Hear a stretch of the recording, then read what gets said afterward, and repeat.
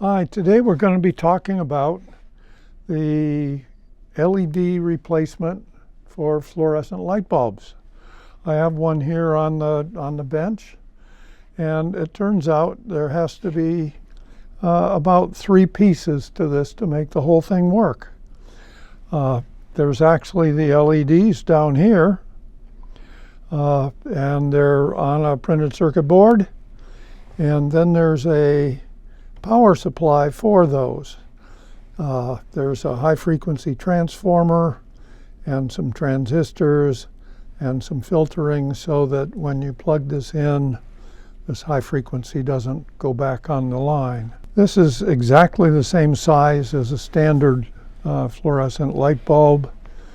And the nice thing about it, because you have this printed circuit board that goes back and forth, is you can put voltage against here and here, or you can do it from this end back here, or you can put the ground, the white wire here and the black wire there on any of these, and the circuit's going to know that you want to turn on this light.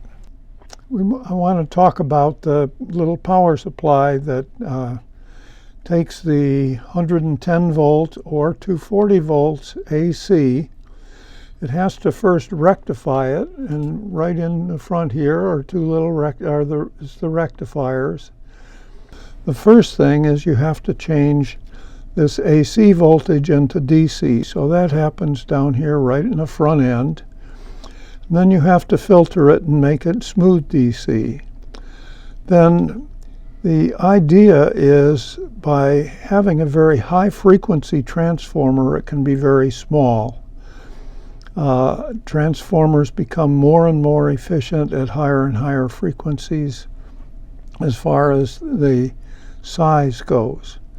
So this is the transformer, and then there's going to be a little rectifier over here, and again another filter so that we have nice DC coming out and going to the LEDs through this printed circuit board.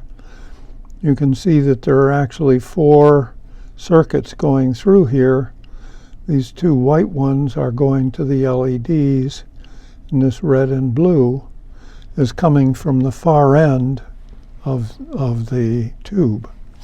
This is only 17 watts total for all of these, so none of these actually is going to get hot, because each one is using much less than 1 watt, probably about 1/10 of a watt per LED.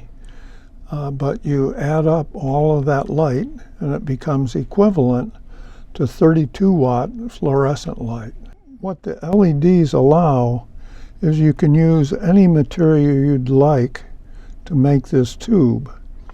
If you're somebody who already makes fluorescent lamps that are sealed on both ends and have phosphors on the inside, you're pretty good at making this glass tube. That's what these guys have done. People who come to it and they're semiconductor people and they're making electronic things, you can use something that's like is a plastic. So when you go buying these tubes, you'll be able to buy them in glass and in plastic. The glass, of course, can't degrade. It's been etched on the inside so it diffuses the light out. You can also get them without the diffuser and make it a brighter light and more directed. One of the big problems with getting replacement lamps is you have to worry about what the ballast is doing. So some people just cut the ballasts out, and other people leave the ballast in, and it really doesn't do much because these take so much less power than the standard fluorescent lamps. And now we see if we connect to the far side over here,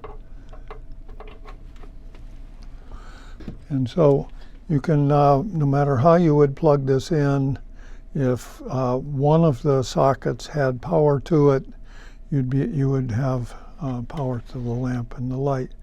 This makes it simpler for the designer of the lighting fixture because he doesn't need to get power to both ends of the lamp.